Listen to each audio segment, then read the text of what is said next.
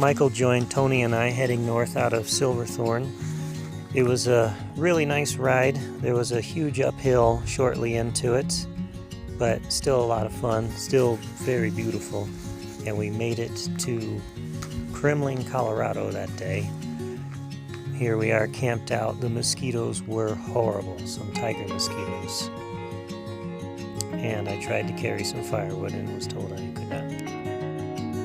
Leaving Kremling, Michael went off on his own, and it was Tony and I going through the climb out of Radium, which is known to be a little bit difficult. We did a lot of pushing, hike a bike, but the views were spectacular, and that night Tony and I camped in one of my favorite campsites of the whole trip.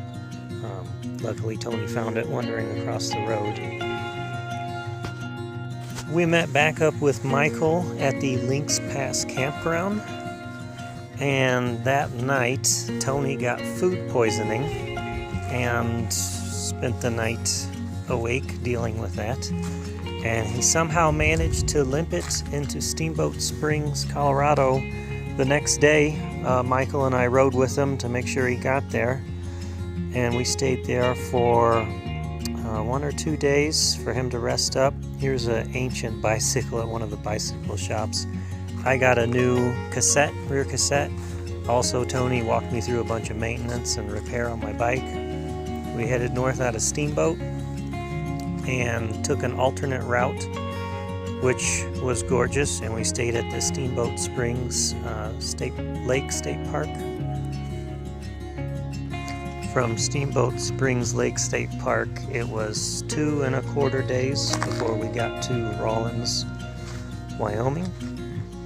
The trail was fantastic. I thought it was really, really pretty. We went from pine forests and then gradually worked our way into kind of like a high desert plains area. This is a really friendly dog that ran up to me. And there was cool stickers on stuff. Apparently it's a chunk of that is a popular motorbike trail or motorcycle trail.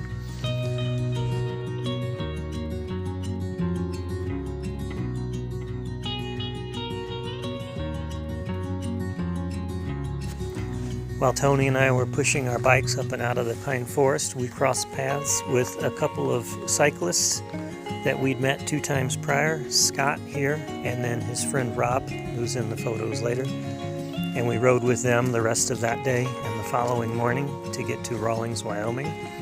Michael had a rest day there, and we all met up, had some drinks, and then decided we were all going to ride through the Great Basin part of the trail in Wyoming together, which was beautiful and interesting, but I ended up getting injured.